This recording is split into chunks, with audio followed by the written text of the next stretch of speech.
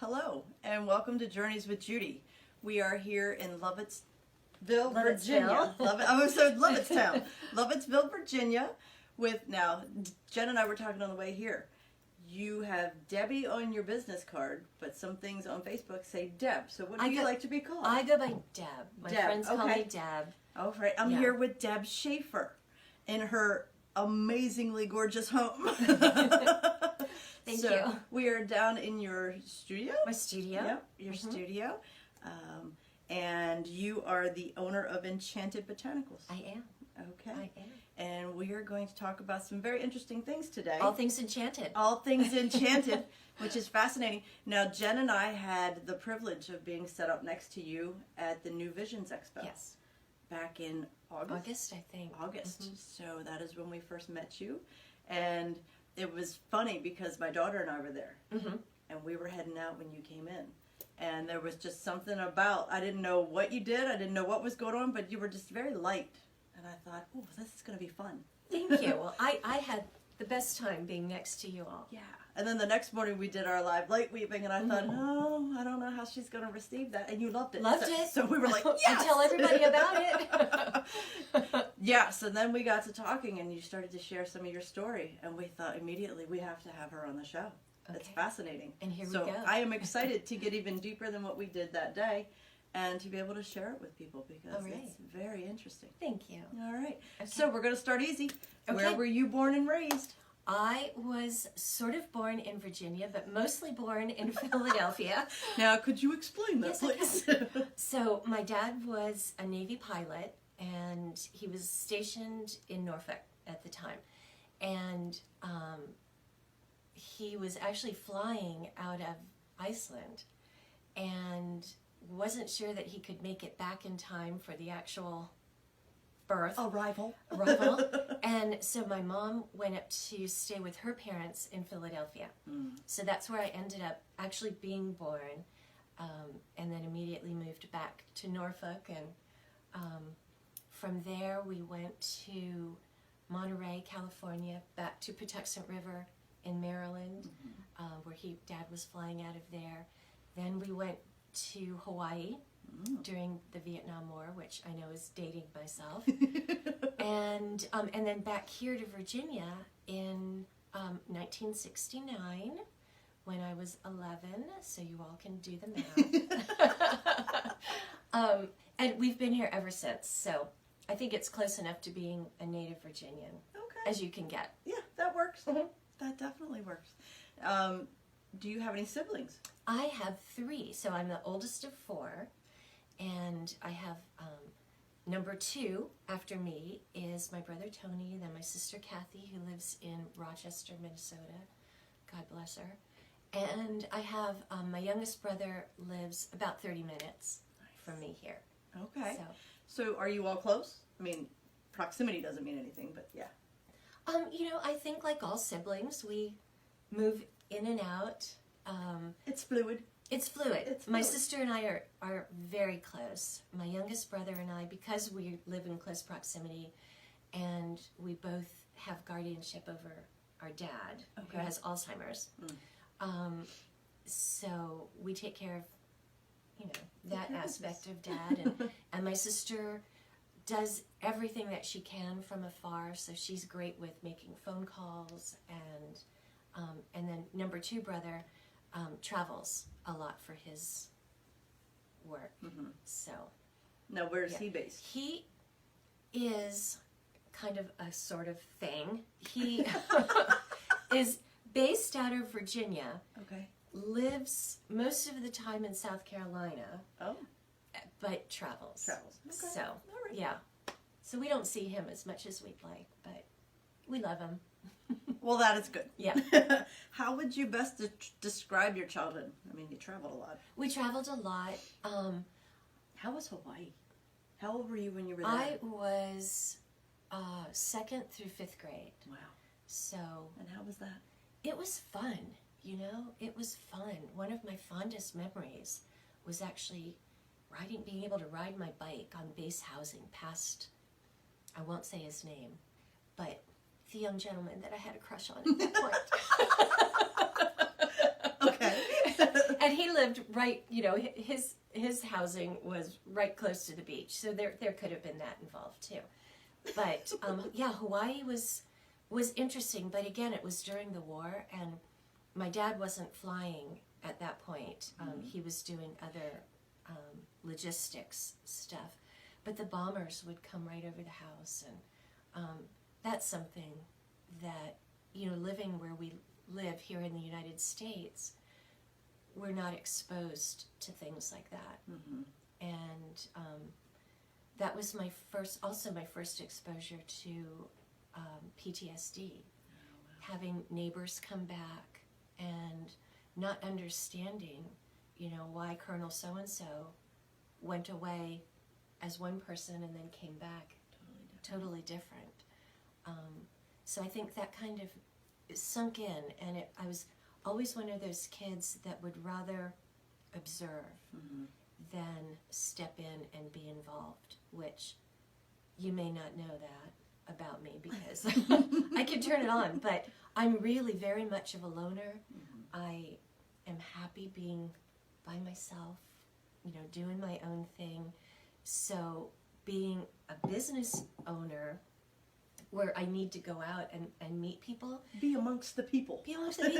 Has really forced me to shift some things and change and grow and expand. And I found that it's not as scary as I always thought that it would be. That, things that I had kind of pigeonholed myself as when I was young don't apply anymore, that you can really break free of whatever boundaries you have set up for yourself. And that's been really fun and empowering.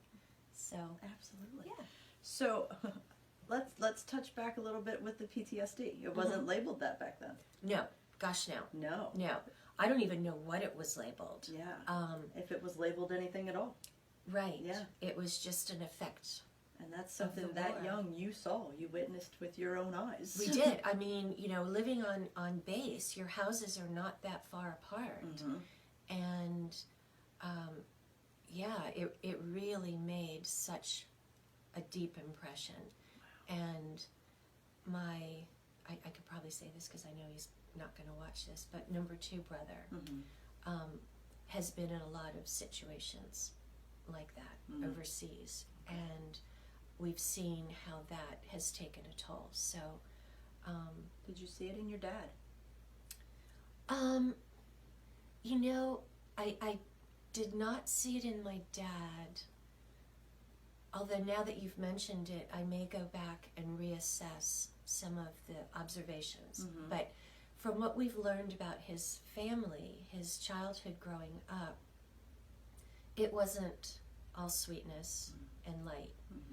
And so I think he looked to, he was in the Naval ROTC program at Temple, where he went to college. And then, so he went right from there to flight school, joined the Navy, went to flight school, and I think saw it as a way to escape. A way out. And so he set his mind to that, took my mom with him, and so I don't know that, because he was not directly involved in fighting. When he was flying out of Iceland, and he flew out of the Azores and Germany and all of these overseas places, he was actually the pilot of the big planes called submarine hunters. And so they were looking for, I guess during the Cold War, preceded the Vietnam War. So he was looking for enemy submarines that were coming this way. So they would drop sonar buoys and then have to determine, is it a friendly submarine or not? And he really didn't like flying. No? No, but he could do it well. And so he was one of those people that if he put his mind to it, and then he became a meteorologist for the Navy, did a lot of interesting things for the Navy, but I'm going to have to do a little PTSD research on Daddy-O. Yeah, and it's interesting because though he wasn't flying during the Vietnam War, because he was involved in the logistics of it, right? Did he suffer any, I don't even know proper terms or anything, but I'm hearing locational PTSD, but knowing that the logistics that he was involved in setting up and then the results of it. It's a possibility. He was working at that point in something they called the Mountain, and it was a large computer center, believe it or not, back in like the late 60s. Inside this mountain, and I think, we don't know exactly what he did, but they must have had images coming in so that they could tell people where they needed to go, and you can't unsee those things. No. Yeah, so I think that's a good point, locational. Yeah. PTSD or situational. Situational, yeah. Okay. Yeah, and he always wanted to go. He volunteered to fly numerous times, but the Navy needed him to do these other things instead. They needed his brain, and I think that hurt for a while because he's extremely patriotic, extremely loyal, and loves his country and wanted to do what he felt he could do. Right. But the Navy said, no, you can do this is better. Where we need you, yeah. Right. This is where your country needs you. Right. So if anything, I know he felt some guilt because he did have friends who were going and didn't come home, but we're glad he did. Yes, absolutely. Yeah. Tell me about your mom. My mom was a hoot. My mom taught me how to sew. She and my grandmother, very crafty. She was like the Girl Scout leader, school secretary, and again, I can say this now because she's not here and she knows we've come to an understanding. We didn't always have the greatest relationship, and I don't really know why, because who wouldn't like me? Right. But Jen says the same thing about her and her parents when she was growing up. Yeah, and I think it was because I was either very different than she was or maybe too similar. And my sister and I are very opposite. And but my mom in her later years came to really understand, well, let me back it up. Okay. You knew this, and I'm sure we may get into this, but I was diagnosed with a very aggressive form of breast cancer. And I think that, and I believe this with all my heart, that the diagnosis was not completely for my own learning. It wasn't my own lesson. I agree. It was my mom, because she became a mother very young. She and my dad, she was 18 when she married my dad. My dad had just graduated from college, so they were both young, and then had 4 children in the space of 6 years, and was never very healthy. She had contracted scarlet fever as a child, which damaged her heart valves, and so had several replaced throughout her life. And we just always knew that Mom was more fragile than she liked to let us know. Right. But then she went off and had her own career, and we all struggled to grow up and do our own thing. And when I was diagnosed, she and my dad drove down here for every single round of chemo. And she, I think through that, learned how to be the nurturing mom that I needed. And so her last few years, we had a great time together. And she came to really know and understand and respect the fact that I'm a little different than the rest of my siblings, who are all very left-brained. And then here am I, the little white sheep, the little rainbow sheep. The unicorn. Right. But, you know, she was funny because I would hear these things that she liked about what I was doing or thought that were really groovy or whatever from other people. Like, not directly to me. You. Like, Mom! So that was something that we worked to overcome. And I found that the more that I could be really open and honest and forthcoming with her, enabled her to maybe feel a level of comfort with that as well. So in her last couple of years, we had a much different relationship than we did when I was growing up. I can totally see where you would say the cancer was for more than just you. I mean, what you look at it that way, what a gift. Yes, exactly. What a gift. And I, you know, looking back at it, I never said, oh, boo-hoo, why me? I certainly said, geez, this sucks. This is really awful. But, you know, it's like 1 in 5 women or 1 in 8 women. Mm-hmm. So, and at that point, you know, I was working with, I had a shop and there were 5 of us there. And I thought, well, maybe I'm the most prepared at this point to take one for the team. Right. And so that's how I looked at it. And I thought, this is really going to stink if I do nothing to come out of this better than I went into it. Mm-hmm. And so, and I'm not saying that I was the bravest person ever to go through something like this. I certainly was not. But I came to understand early on that there was a bigger purpose. Mm-hmm. And I literally made a deal with God. I mean, I remember what I was wearing, where I was sitting when this happened, because the doctors had said, you know, this is bad. And we're going to do everything that we can to get you to 2 years. And I was like, wait a minute. That's not in the literature I read, right. You know? And my son Dylan, our son, had just started his first day of 8th grade, the day that I had my first surgery. And I clearly said, you know, let's, you and me, work something out, because he needs me, I need him.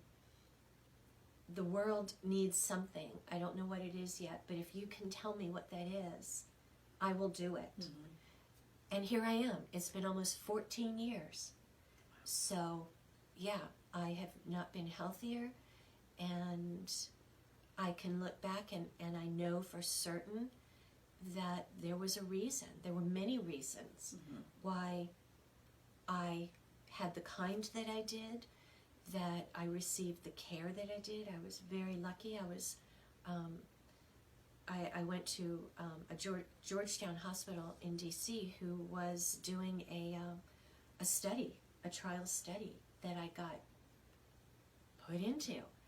And now it's become standard protocol because of how successful it is for women who are diagnosed with triple negative. Wow. So, but yeah, that was really, it was such a cracking open moment. You know, there's that it's attributed to so many people, from Hemingway, Ernest Hemingway, to Rumi, to Johnny Depp, that, you know, when the seed cracks open, that's where the light comes in. Right. And it's so true. That was really my cracking open point. When you think you're in imminent danger of right. not being here, you're kind of willing to do whatever you can. So I did whatever I can on a medical level, and I was so lucky to, once I went through all the surgeries, I mean, it was so crazy. When I turned 48, my dad came right up to me, and he took me by the shoulders, and he said, "You are now the oldest living female ever on his side of the family." Oh, wow. And I was like, what the fudge? Are you kidding me? Like, wow. How did I not know this? Right. Like, they were all dying of breast cancer, of ovarian cancer. And why had this never occurred to me? And Right. I had gone through the BRCA testing. My sister did. We did genetic testing. Neither of us has any kind of genetic predisposition to this. So at that point, I had done a lumpectomy. I did really heavy duty chemo. I did radiation for 6 weeks.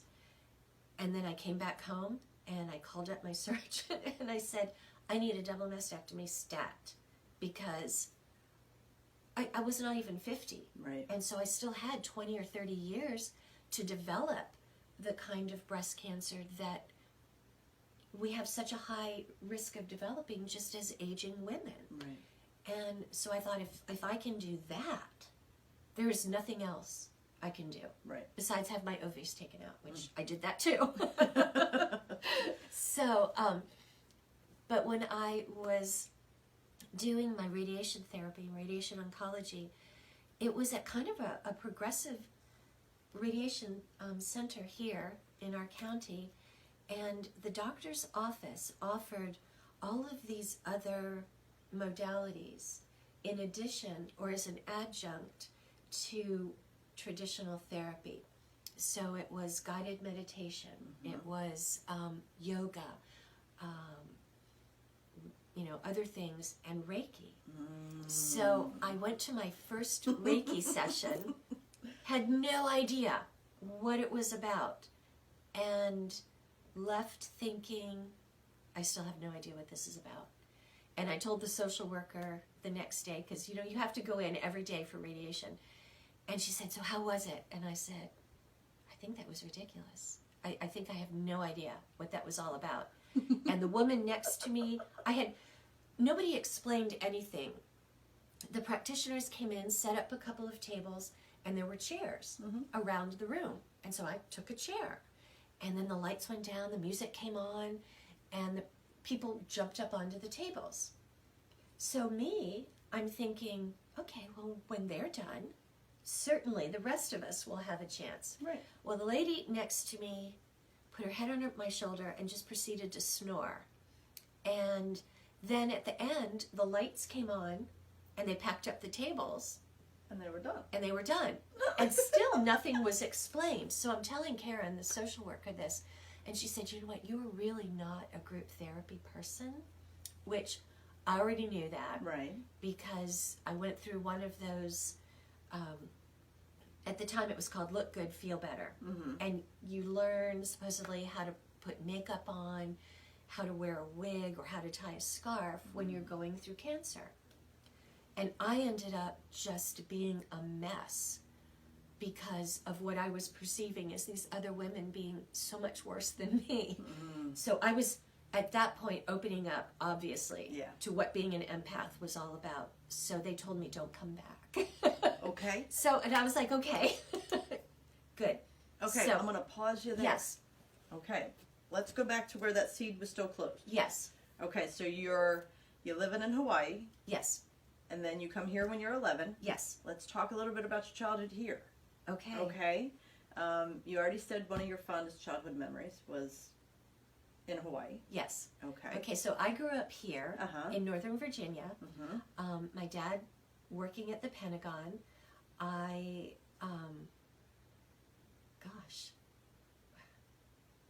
I don't really know what to say about my childhood. It was kind of idyllic. We played kick the can at night and, built forts and played in the mud, and I rode horses and took piano until I really hated taking piano lessons. And I had to walk to the piano teacher's house. And again, it was the 70s. I had these rockin' white patent leather go-go boots Ooh. that I needed to wear. And my mother, again, God love her, should have stopped me, but didn't. And you'll learn. yeah, and so I walk up through and it had snowed, which is the point of this story. So I walk up through the backyard neighbor, step on their driveway, which had iced, spun around, came straight down on my leg, broke it in 3 places. Oh no. Oh yeah. And walked home because I was afraid of my mother. Oh no. Of what she would say. So. Your leg's broken in 3 places and you walked home. And I walked home. It was downhill, so wow. there was that. And so she puts me in bed thinking, I'm making it up because I don't want to go to piano. I wasn't good at piano. My sister was really good at piano. So my dad comes home and he's like, oh my God. So lifts me up over his shoulder, takes me off to Bethesda Naval Hospital. I come home in a cast up to my hip, and my mother has to now drive me to school for the next 6 weeks. Oh no. I know. I think that's probably when she really decided not to like me. That made her look really bad. Yeah. Yeah, she was telling the truth. I know. But I think, you know, and I say stuff like that about my mom because my sibs and I all joke about her. Uh-huh. But we have a good relationship now. But another just kind of crazy ass thing that happened that I think started feeding that empath in me was we lived on a court or a cul-de-sac, and there was a street. So here's our court. Then there's another side to the court on the other side of the street. Mm-hmm. So it's kind of like this roundabout that's cut through by. So anyway, they were doing construction in the other court. They hit a gas line and 3 houses exploded. Oh my gosh. Yeah. And my mom saw this. Wow.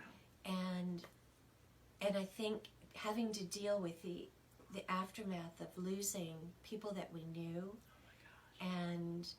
And again, not having a guide to help me figure out how do you emotionally process Yes. this kind of stuff as an empath.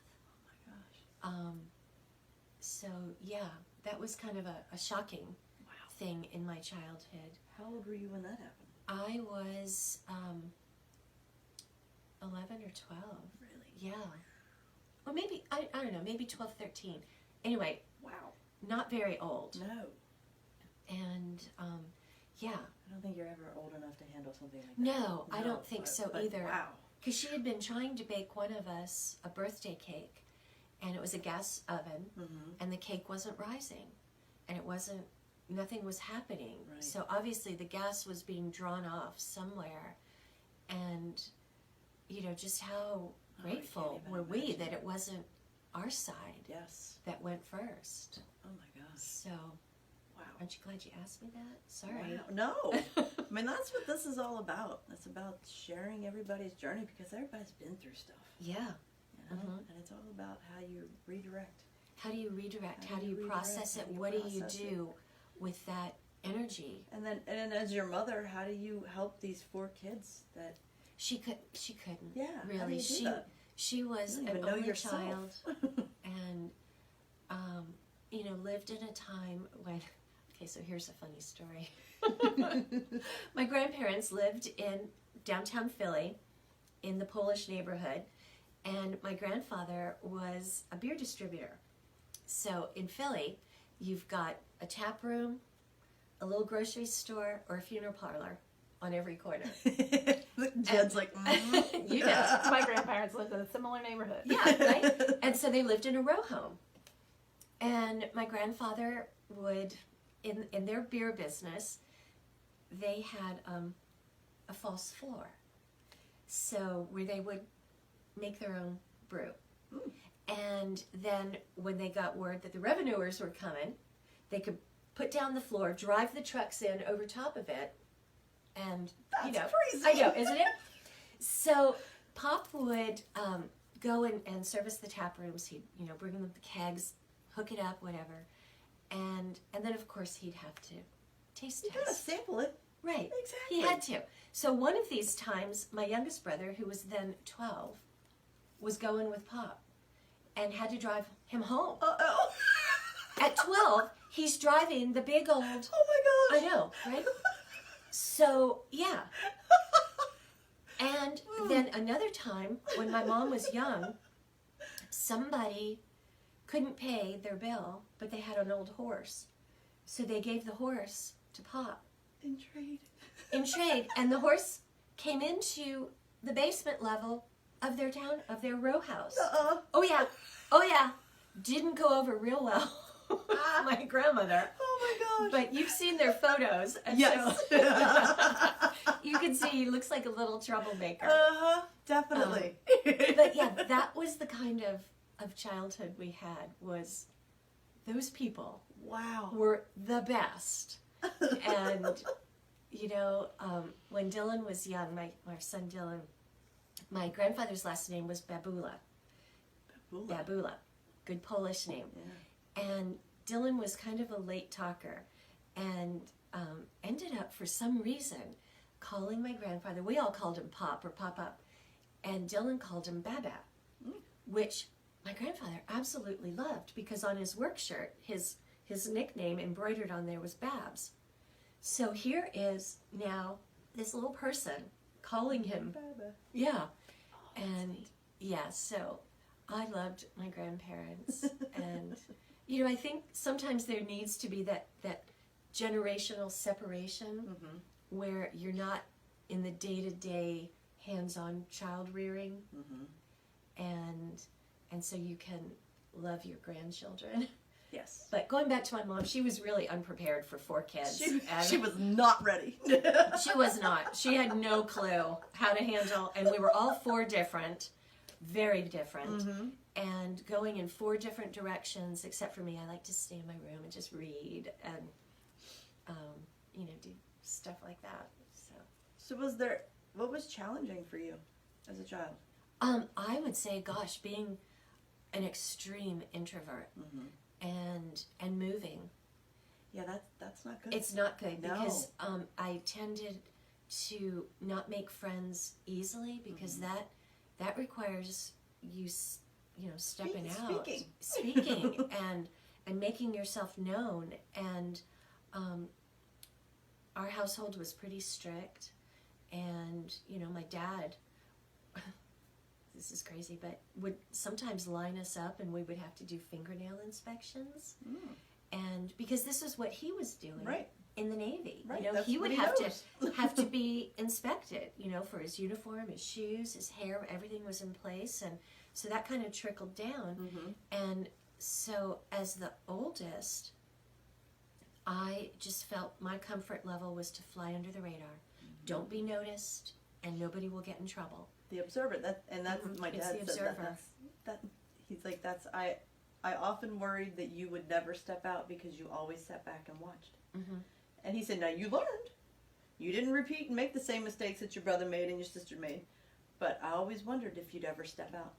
Yeah. Well, I bet my mom is saying the same thing about me, because that's my extreme comfort zone, is to be an observer. Yes, just watch everybody. Yes. Else. Watch and learn. Like going to parties was painful, even through most of my adulthood, like painful.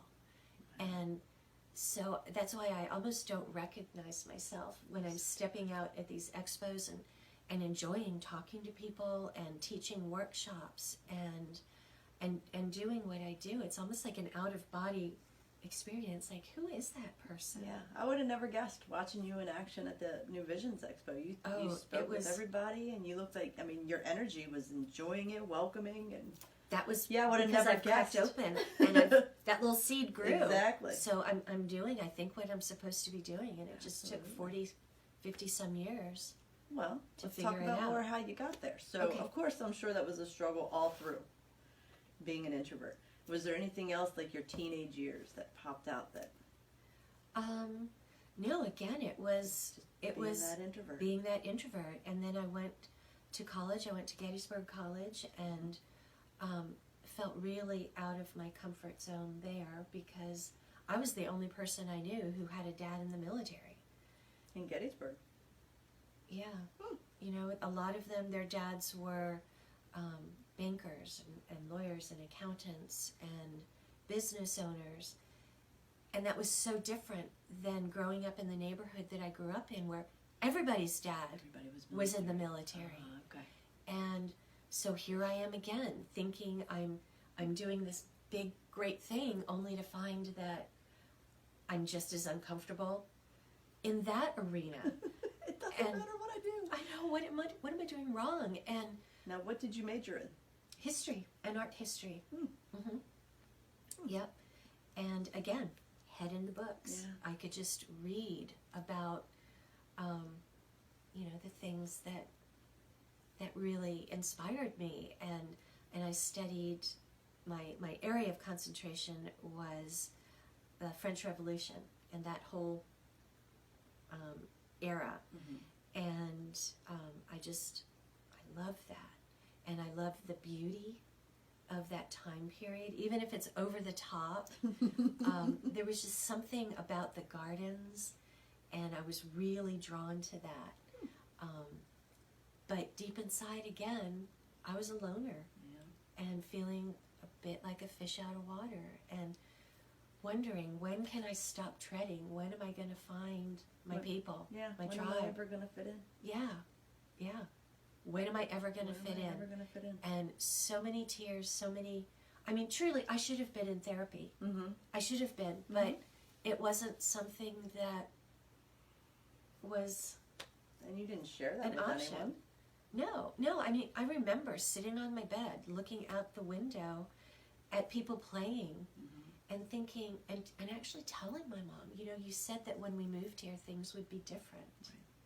And they're not. I still don't have a big group of friends, and, and look at my sister, she's out there, and so it took many years to realize that there's nothing wrong with me at all, that I'm confidently doing my own thing, but it's when we set ourselves up for comparison to siblings, to coworkers, to roommates, to peers, that's when we're setting ourselves up for trouble.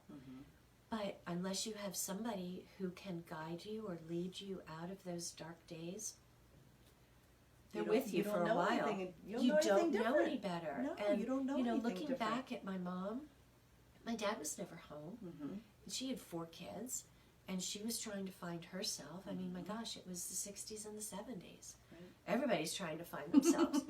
and she found herself with 4 kids. Right. And completely ill-equipped to lead any of us out of, what we found ourselves in. And let alone in society did they have to portray that they had everything under control and the kids were in line. But she was military. Exactly. So that pressure was It was amplified. huge pressure. Amplified. She, in fact, made a commercial, a TV commercial for Cascade dishwashing stuff, because of a true story. When we were in Hawaii, she had to host a gathering of the other officers' wives, and one of them came up to her and said, "Oh, Eileen, I see spots on your glasses." And yeah. No. So somehow she was able to communicate this to Cascade. Oh, no way. And they came and they filmed it at our house in Annandale. Oh, wow. Yeah. Yeah. Talk about pressure. Yes. It was pressure. Yes. So it was pressure to have the perfect kids, the perfect wife, the perfect house. Wow.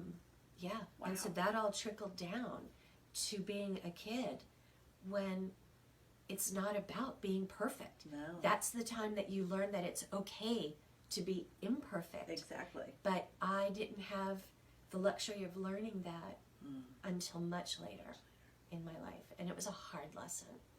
Okay, so you graduate from Gettysburg. I did. Okay. Then what? Then I became an editor. I worked for a government contractor, and I was editing user's guides, manuals, and I loved it. Because it's books. I was It's going to say it's reading. books. You don't have to talk to anybody. Exactly. As Jen puts it, you don't have to people. That's right. I love that. Yeah, I kind of did a little bit, but again, I could step out of me into a role as an editor. And so that wasn't anybody having to get to know You. Deb the person. Right. It was Deb the editor. Now I have to ask you, how did you meet your husband? In high school, Really? yeah, in chemistry So class. you're so introverted, yet you have because he is not. he's the opposite. He is not, and we were, because my last name was an ST, and his last name, last name now is SC. Mm-hmm. So seating chart wise, we were right next to each other Mhm. in chemistry class, and so yeah, we were friends, and we went to our senior prom together, and then dated other people while we were in college, and then we graduated in May, and we got engaged in September, and Really? got married the next May. So we've been married for 38 years. That's Yeah, fantastic. to the same person. Congratulations. Thanks. Okay, so all this time you're the introvert, but you're married to a man or dating somebody that is completely opposite. So does he have a large friend base? Yes. So did you feel comfortable with them? No. No. No. Again, because I would have to people. I'd have Wow. to, I mean, when we both started working and we had to go to corporate events, Yeah. I mean, you don't know how many headaches I had, how many reasons I would come up with to leave early if we went at all, or I would say, Dave, you go. Right. Because, I mean, it was almost crippling. That's what it sounds like. Mhm. Yeah. Introvert It was- with a tinge of anxiety. Oh, yeah. Yeah. Yeah, a big Mhm. ping of anxiety. Because if you step out and somebody sees the real you Mhm. and they don't like it, Then what? then what? Then what? Yeah. Wow. So better not to step out, not let anybody see the real you, because then you're safe. In your yeah. mind, you're safe. You're safe. You're safe. And nobody, if they say anything bad about you, well, it's because they don't know the real me. That's right. That I've built these walls around, and it's their fault. That they don't like me. So you all right. So you marry your high school sweetheart. You have this job as an editor. How long were you at this job? I was there for 13 years, Okay. and then we got blessed with our son, Dylan, love of our lives, and I had always done, well, like my mom and my grandmother had taught my sister and I to make Barbie clothes and bathing suits and, little things like that. And so when we got married, we had no money, and so I thought, well, we need curtains and we need pillows and stuff like that, so I'm going to learn how to do that. And I was good at it. And so then as I went out into playgroups, which again, I knew I had to do this for my child. I was gonna say, it's amazing what we do for our children. I know. So you I have no idea. couldn't My wait heart to is hear like, how you started to evolve once you became a mom. my hands. I know my hands are sweating. My heart is pounding. So yeah, I would meet these. I'm like a little lightheaded now, even thinking about it. I'm sweaty. I know, right? What? You can feel it. We're gonna have to hug this out later, because We're working through something. It's all good. It's all good. yeah, we could do this, Jen. So anyway, so I got to know these women, and no, I'm seriously lightheaded. It's 2019. You are safe. You are loved. You are supported. Right. Okay. No more playgroups. Bring it back. No more playgroups. So anyway, so I met some gals, and they were like, "Oh, well, can you do something for me?" And so I made curtains for one person and something else, and then somehow I just started developing this design business, and ended up I've been doing that for almost 25 years. Just out of the blue. Out of the blue. Out of And curtains and pillows. it has been big business until I made a decision earlier this year, because I realized, well, it's funny, going back to my mom, and we had a conversation. We were sitting on this couch. Mom was where you were. I was probably not sitting because I was in the middle of a snit or a fit or something. And it was right around this time of year, because the holidays get crazy, and it's almost like, people believe that if they don't have new curtains up, Santa Claus is not coming. It's not happening. I'm like, seriously, people, it's just curtains. But me, being the people pleaser, would do everything to get it done for them instead of saying, no, I can't do it, I'm too busy. Mm-hmm. I have my own Christmas tree to want to put up. Mm-hmm. And so I was over, and I say this way because this is where my big work table is, and just feeling the pressure of having to perform for everybody, to be everything to what all of these different people expect me to be. And when I hear my angelic guides talking with me, it comes in through my right ear as kind of a high-pitched noise. Mm-hmm. If my guides are speaking with me, I've learned they come in through the left. So this noise starts here. I'm like, what? Just what? You know, one more person trying to tell me what to do. Don't tell me you need curtains. Right. And I said, you know what? I don't know what you all want me to do. You know, universe, God, everybody, what do you want me to do? Do you want me to be... Because by this point, I had a pretty large energy business as well. Okay, well, hold on. Yeah. How do we miss that? Well, that goes back to the cracking open. Because I did follow up with Reiki after... See, I knew we were Yes. going to loop around there. Yes, All so right. being told that I wasn't a Okay, well, hang on. person, So, this interior design business evolves. it does. How long had you been doing that before you got your cancer diagnosis? Let's see, so Dylan was 13, so about 12 years, 12 years. maybe. Okay, so you had Yeah. a good established I did. business did. going on. Mm-hmm. Yeah. Okay. Yeah. I mean, at one point, it was a 6-figure business. Wow. Yeah. Wow. Yeah. So, So not an easy thing Doing to that. say, God wants me to do something different. no, not at all. Yeah. And doing interior design, you have to people. Yes. So, I'm feeling you built your client base just by word of mouth simply. Yes. Yeah. And you And- didn't have And to. the thing about the way I work with my design clients is I can kind of feel into them. Mhm. What do they want their house to feel like? What does the house itself want to feel like? So it took me years to figure out what I was actually doing. I was going to with say, shifting did you energy. understand that? Did you understand that all along? I knew there was something different about the way I worked, Uh-huh. but I didn't know what it was until... Until you cracked open. Right. Okay. So, give me a little bit about your religious background. Strong Catholic on both sides. Okay. Went to Catholic school. Did you Yeah. always receive information from your angels? Do you remember Well- receiving as a child? I remember as a child telling my parents, like little, Mm-hmm. don't be mean to me because the angels will, they're going to come. You told your parents that? Yes.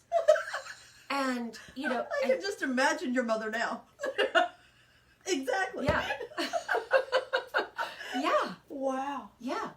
And so looking back, it's like, gosh, was there really something to that? Mm. Because again, that took a whole circling around of life experiences to realize maybe that wasn't just a child speaking out. No. Wow. Because where would I get that? Yeah, where From- would that come I'm from? sure the angels were like, we're protecting you, and you were like, listen, I've got backup. They got my Yeah. back, so you better chill. The angels were like, we didn't really mean it like right. that. That's not exactly what we said.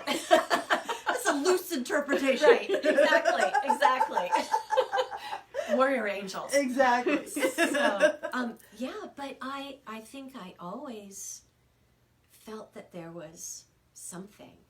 Okay. And I knew that there was something different about me, Mm-hmm. but I chalked it up to being an introvert, to being, anxious Mm-hmm. and a perfectionist, because I'm a Virgo, and the oldest of 4, and having to be the protector Mhm. of 4 with very strict parents. Right. And And so I always felt that there was something, and I would have said that there was something wrong with me, is how That's how you felt for how long? For how long? Yeah. That there was something wrong instead of something so right. Amazingly right, yeah. Yeah. Now, because, I mean, I've sat across and interviewed a lot of people with Catholic backgrounds that were just, they have completely disconnected from the church because they felt very judged when they stepped into their spirituality. Did you experience the same? You know what? I think I just made a decision that it wasn't what I wanted to do anymore. And I take my dad to church, and I love the ritual. I love the tradition. I love the incense. I love the magic. I mean, I've told you before, there's no bigger example of magic in action than a Catholic Mass. And so I think it really prepared me. It was a good foundation for where I wanted to go with my spirituality. And I still tell people, you know, if I were hit by a car and they took me to the hospital and they said, you know, do you want Your last religion? Oh, I would say, get me a priest. Exactly. Because I'm Catholic. Uh-huh. And I do tell people I'm Catholic. I don't practice it, but deep in my heart, that's my religion. It's your foundation. It's my foundation. It's my faith. And you felt safe enough to build and expand. Right. From that. And so I that's now great. have taken my relationship with God is my relationship. I don't have to take it through the filter of the priest or the deacons or the nuns. There's no middleman. Or, you know, what it says, the prayers I have to say that are up on the screen. I have a direct line to God, and I think everybody can if we realize that that's what He is there for. Absolutely. And so, you know, and now I can work with my angels and my guides who He set in place for me at the day that I was, you know, thought into being. And the saints. I mean, my gosh, I've got a candle called Saints and Patrons. So, I mean, I work with saints. I have a bracelet, I don't have it on now, that honors Saint Joan of Arc. She is like my queen. And the way I see her, and this is going to be kind of weird and out there, but follow along. I'm following. If we as people are said to be spiritual beings having a human existence, it makes sense to me that angels also may want to have an experience like that. Maybe not all of them, but how better to know what we are going through and how better to help us. So it came to me one day, usually as I walk the neighborhood, these ideas come in. And that's how I get every single idea for a product comes, and I call it a download. And what I got was that St. Joan of Arc is the same energetic signature as Archangel Michael. And if you consider that they are both warriors, they are defenders, they carry a big-ass sword, why could that not be kind of a thing? Yeah. So that's how my mind works. And so I'm grateful to the Catholic Church for that little background and for having my little book of saints, which I read because there I was alone in my room. Yeah, but so that's how my mind works. Okay. Yeah. All right. All right. I know. Where do we go from there, right? No. Well, but that's good. So you never felt you had to leave the Catholic Church. No, I just stopped going to Mass. You just stopped attending the building. Yes. The foundation is still. Yes, because other things came along that I felt more resonant with. And at one point, I was deep into, one of my favorite classes in college was comparative religions. And I think that's when I really started to understand that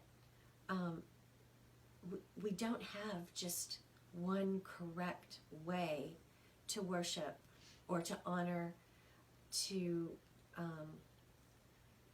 revere the Creator. Mm-hmm. So whatever we call that person, and now I'm becoming more and more comfortable with the term Mother, Father, God. Mm-hmm. Because again, who is it that births things into existence? Yes. I mean, there has to be a womb somewhere. Mm-hmm. And the great creatrix. I mean, let's face it. Women are very creative. Mm-hmm.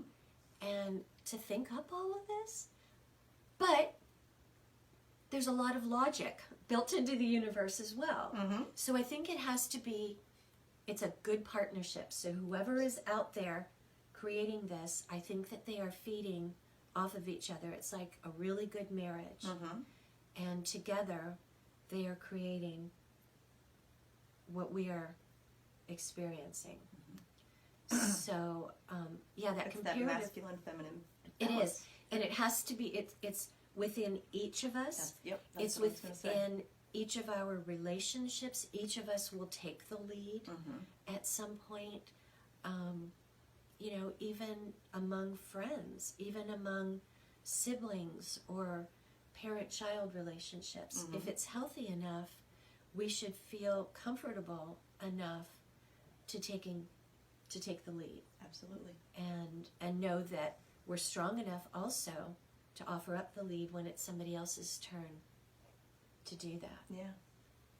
Excellent. Okay, so Sons Play Groups push you outside your box. Yes. You start this interior design business. I do. Did you do these pillows? I did. Excellent. They're very comfy. Thank you. So you start this interior design business. Yes. Then you are given the diagnosis. Right. So the one thing I want to ask, do you have a core group of friends? Did you have a core group of friends during this diagnosis from the play groups and you getting yourself out there into this business now? I want to say yes and no. All right. How do I explain this without being... So there was a group of women that I had met one gal through playgroup. Mm-hmm. It's my throat chakra now. I know. I don't know whether I should be saying this out loud or not. You tell me. Okay, because it may help other people. Exactly. So anyway, I had this... We started a business together. We had a little retail shop. We had 2 women who worked for us, and And what did you sell? Part of it was design work. Part of it was, things like lamps and accessories and things like that. Okay. And so I was actually on site there sewing, and then we had the retail aspect of it too. So really great. It was super successful, and I thought that these women would be my friends forever because, like we talked about, it's not easy sometimes, especially the old person, the old Deb. Mm-hmm. Really hard to make friends. Right. Acquaintances, yes, but to let people in and to trust people, and I did. Mm-hmm. And then I had another friend who, and I just had dinner with her last night, and we've been friends for so long now, and I called on her, and at that point we were new in our friendship, but I just knew I could count on her. Mm-hmm. And I said, hey friend, would you be the person that, because I have so many people offering to bring food, and I could not even think about food. Right. But my family needed to eat. They needed to eat, yes. Yeah. And you have a husband and a son. And my parents, were here, mm-hmm. and everybody needed to eat. And so she took on the chore of the food schedule. Mm-hmm. So this other group, who I thought were my friends forever, my soul friends, my anamkara, it was their turn for dinner. And they went to the Honey Baked Ham store, got a couple of sides, left it on my front porch, rang the doorbell, and I never saw them again. Yeah. Wow. Yeah. Except to have one of them call me up and apologize for taking money from the business. Oh. Yeah. And I said, you know what, I've got other things to worry about now, and I'll get over this. Wow. But that hurt me deeply. Did you ever get an explanation? No. Mm-mm. No. Wow. Other than, Wow. yeah, like, where do you go with that? Where Wow. do you go with that? Yeah. You're fighting to live, and your dearest and Right. what you think And are I- your dearest right. friends. And so what does that Wow. do to you when you've stepped out and you said, okay, I'm taking a chance on this group because it feels good. And then this happens and you're like, okay, 5 steps back. But I also think that was, there was a lesson. Of course, there there's always a somewhere. lesson. Once you get And- through the ouch, Seriously. you have to Yeah. get through the ouch. Wow. Yeah. Yeah. Wow. That hurts my heart, and I didn't have anything to do with it. I know. Yeah, because it's not something that we would ever, it's not an action that we would ever take, Right. which is why it was so brutal. Wow. And I've seen one of these gals, like in Costco, Mm-hmm. and she knows me. She knows me, And they do. and she gets real red, and Mhm. she turns and goes the other way. So, That's an indication to me that there's shame and guilt? embarrassment Yeah. there. Shame, I love that Shame. word. Yeah, Yeah, not even guilt, shame. shame. Yeah. hmm Wow. And you know, I have moved on. Of course you have. Well, Although, I don't know, obviously. my throat chakra was getting a little Well, crunchy I mean, there. you think But about it, it's still hard. You Yeah. know, though you can forgive and move forward, it doesn't always mean that you don't get the ping. But I think what I got out of that was to really feel into how am I treated? How do these people, because looking back, they weren't all nice people. That's what. Like, people making fun of other people Mhm. didn't feel right at the time, but I think I was so desperate to have That good you sit there friends. and take it. Yeah, Mhm. that I would laugh along with them. Yes.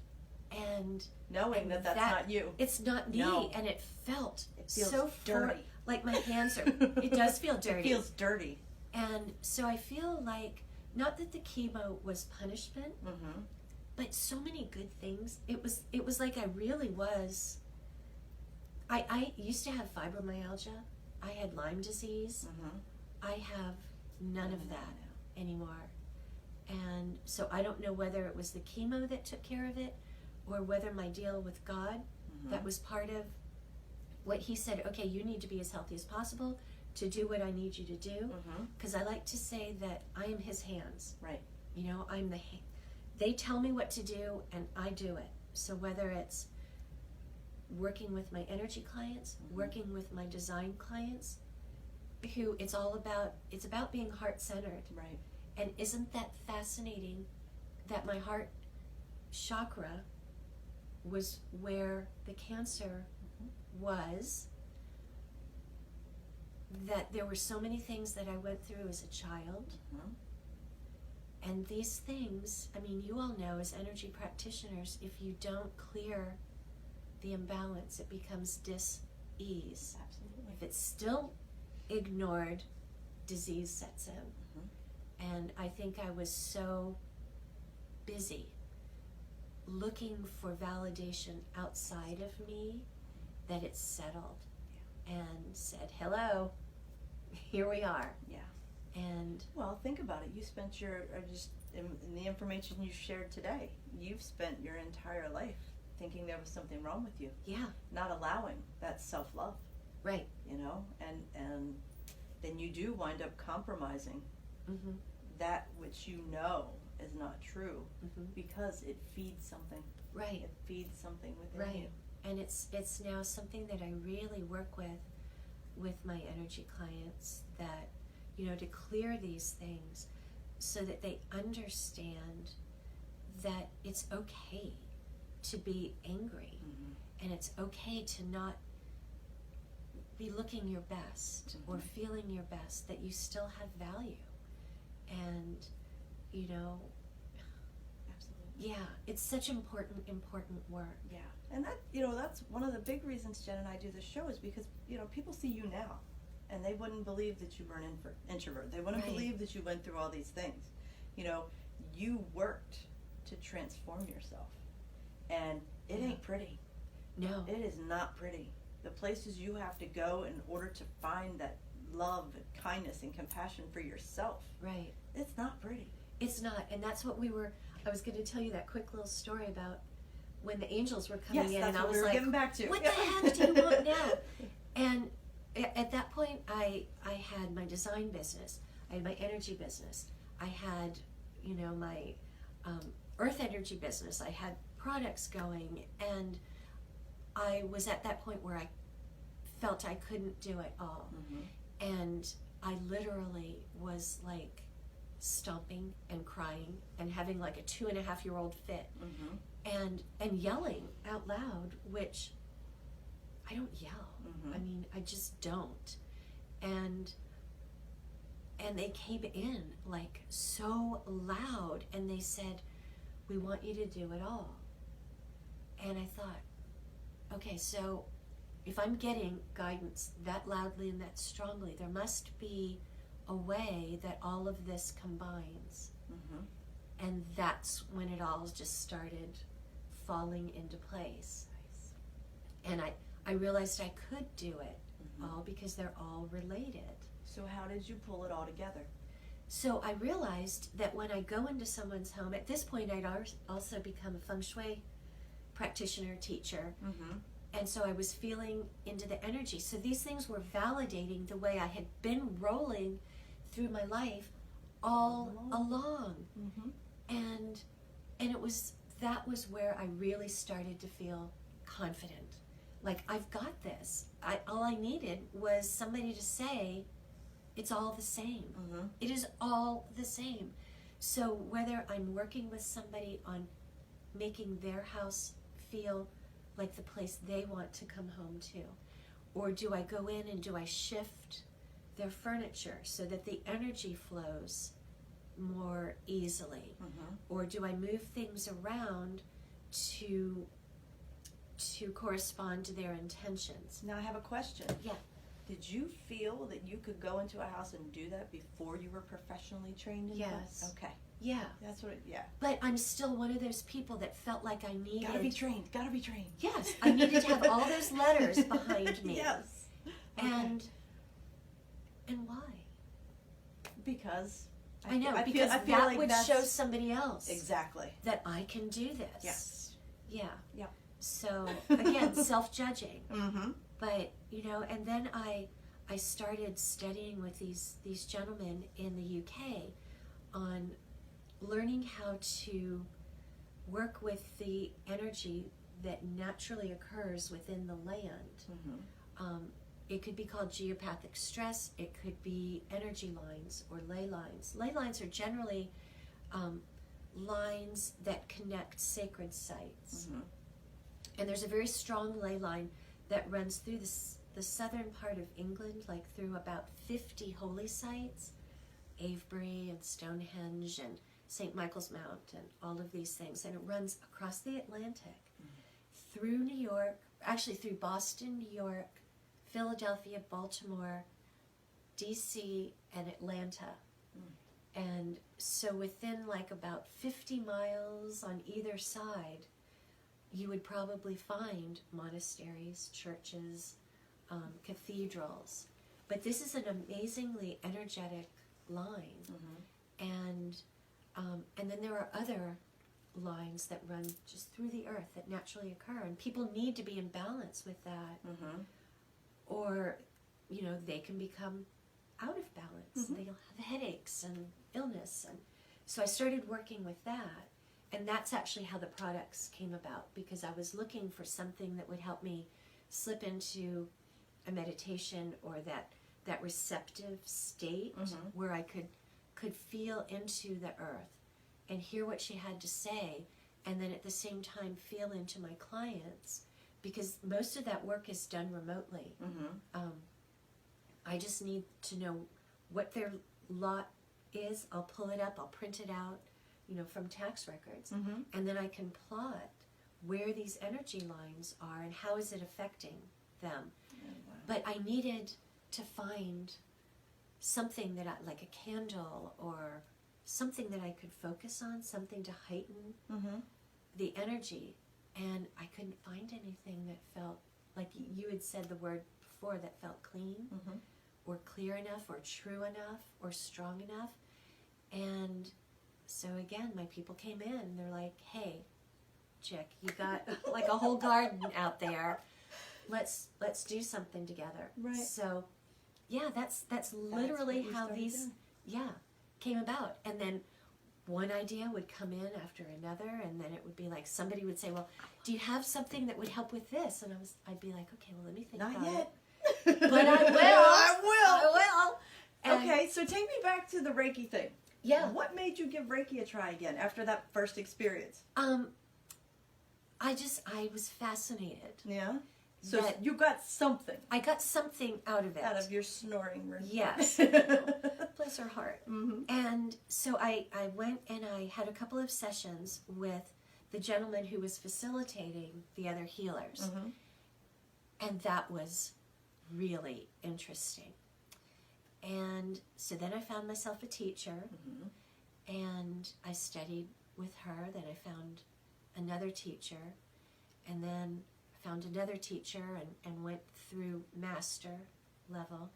And then I started studying with a woman in Asheville, and that took a couple of years because they were intense. It was like nothing else you will have gone through to study with her. And there were 4 levels.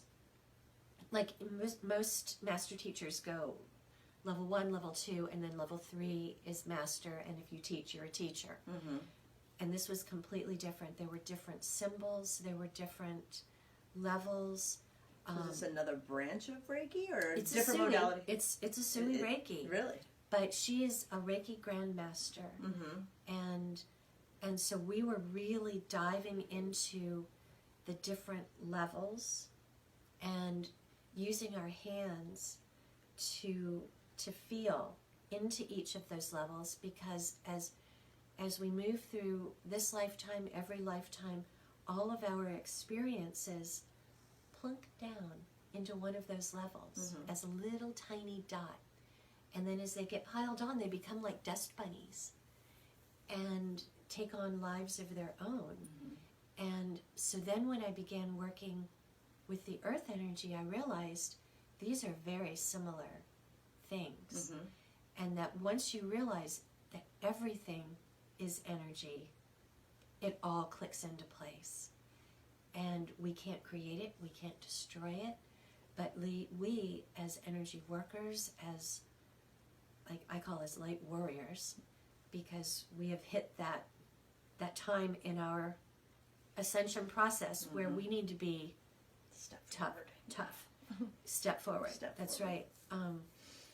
We're able to feel these different energy patterns emanating from the earth, from the trees, from people, from just the atmosphere. And we need to somehow, first of all, learn how to cope with it, learn how to shake it off, and how to deal with it, and then how to help others, and how to teach others to deal with this. So then I started teaching, and I think that's really when I stepped into my full power, because suddenly I had these faces who were looking to me. I'm not broken. I'm not strange. There's nothing wrong with me. No, and people get what I'm doing. Exactly. And they want to know, how can they do it? And I mean, and I just got so blessed with the people who chose to study with me, because they really got it. And it's emotional, and I keep classes very small when I do teach. I haven't taught in a while, but I'm getting the nudge to maybe do that again, but we keep That's it 'cause small. More and more people are searching. Yeah, Yeah. I guess so. Yeah, they are. But we pair up so that you're literally working with somebody, and then I step in and work with that pair so that I can step into the energy and feel how are they sensing it, how are they receiving it, how is it being poured in, how can I teach them to tweak it, and it becomes really a very spiritual experience for the people that I teach as well. But I love it, and I feel that Reiki, or whatever you call it, it all starts with it being able to feel the energy, or even if you don't know that it's energy, you feel something. And so we learn what it is, and we learn how to sense it, and then channel that. And I think it's like, you know, the Catholic faith for me is my foundation of my spirituality. And Reiki for me was a way to learn about energy work. And now I kind of take that and apply it to other aspects of what I'm here to do. Yeah. I always say Reiki was my gateway drug. Exactly right. It was my gateway Yes. drug, and that is my, And you can my build constant on it. foundation. Yes, you can build on that. We good? Yeah. Okay.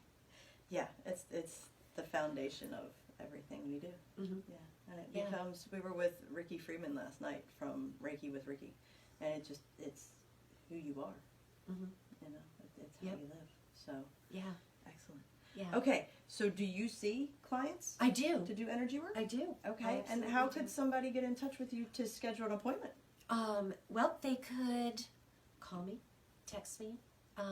They could go on to my website, which is Debra, Debra, Schaffer, SCHAFFER.com. And they can read a little bit more about me and my energy work. And my phone number is on there. Okay. And that's generally how people will get in touch, or they'll just send me an email. To schedule an appointment. Excellent. Now, do you see them here?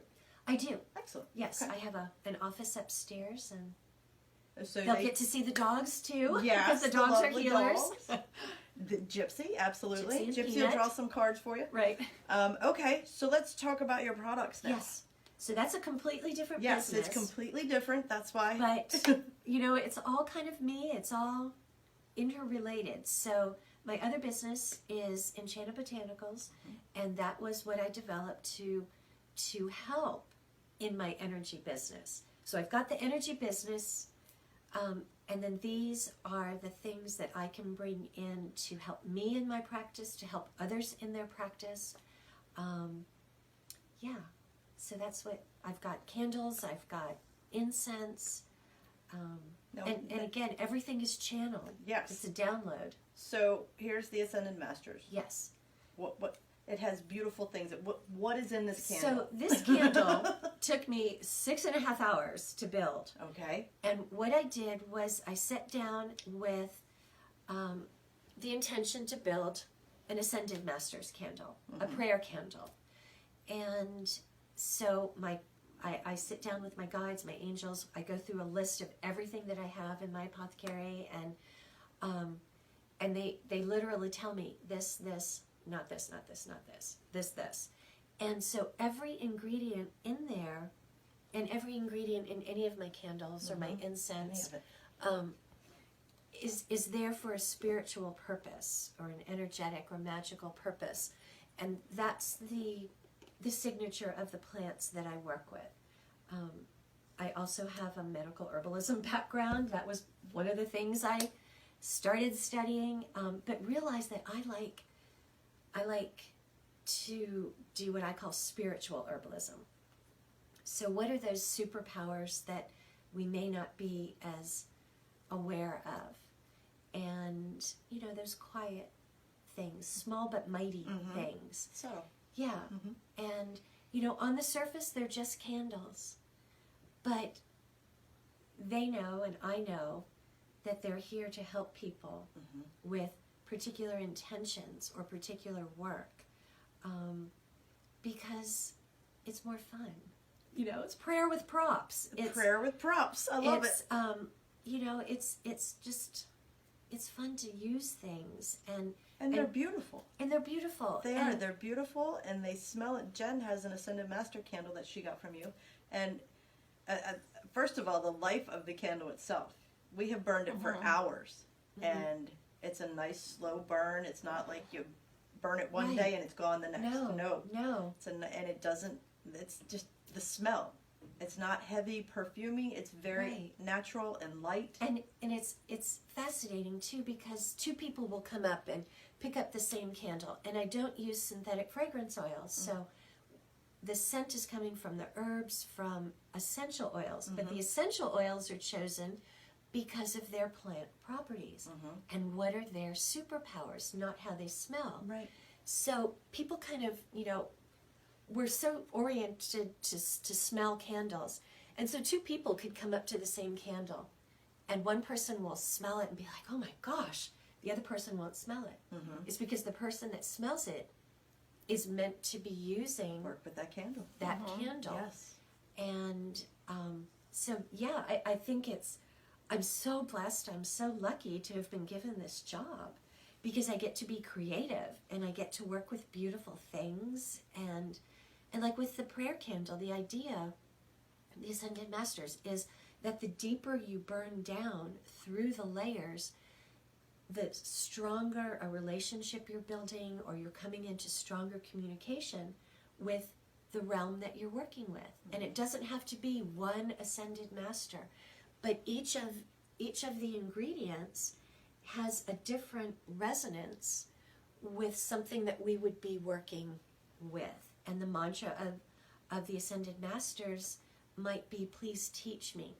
So this is going to be about opening up and accepting guidance and strengthening your own inner knowing. And now, how do I communicate that? And how do I bring that all together? So these are the different layers that are, and in the tall candles, the prayer candles, they're built-in layers for that. In the small candles, I have them just in 2 layers. But again, each of these could have 15 or 20 different ingredients. And the incense certainly has, some of them have 30 different ingredients, because each one of these has a different vibe. You know, it resonates with a different aspect of what we want to work on. Right.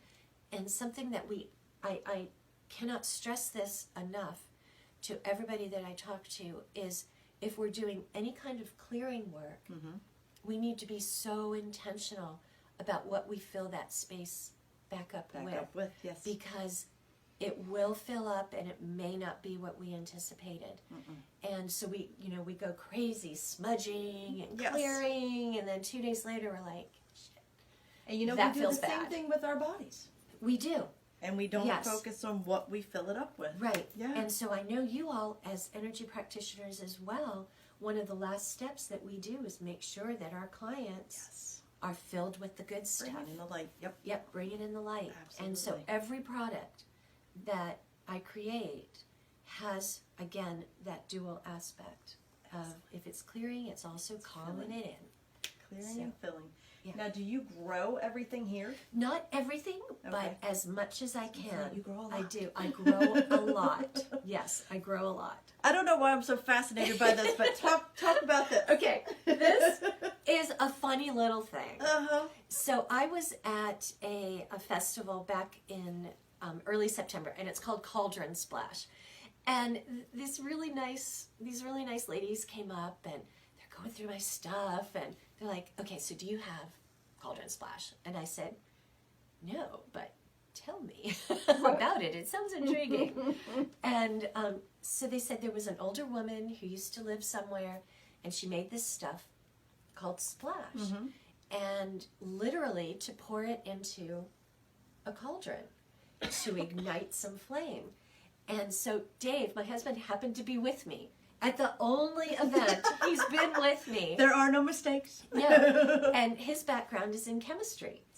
And so he's like, yeah, So he starts like He's like, we can do figuring this. out, yeah, how are we going to do this? And I said, well, I need to put in there, you know. So I get to the pretty part, like, yeah, I want to put in my mugwort, and I want to put in lavender, and so there's black tourmaline in there. I have a stash of rough emeralds from when Dylan was a kid, and we thought, well, we're going to get a rock tumbler and, you know, make some gems, and that never happened, but I've got the rocks.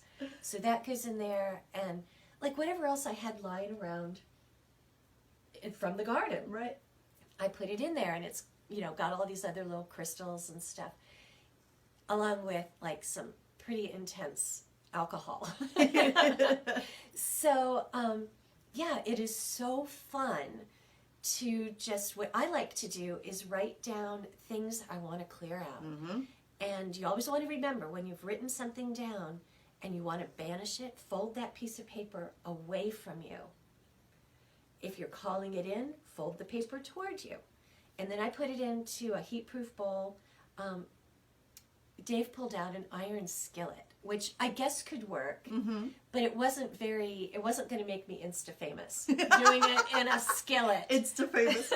So I quick went on to Amazon, got myself a decent-sized iron cauldron, and I wrote down what we wanted to let go of, put it in there, literally splashed a little bit of that in there, and lit it. And it doesn't explode, but you will get some good flame action.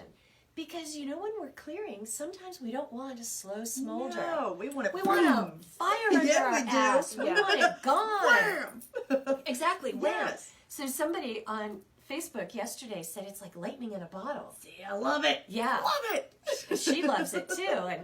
And there she was with her big fire pit and her statue of the Blessed Mother as she's doing her full moon ritual. Yep. So it's, you know, it's not like magic doesn't have to be scary, people. No. I mean, no. I don't think I own but 2 black things in my whole wardrobe.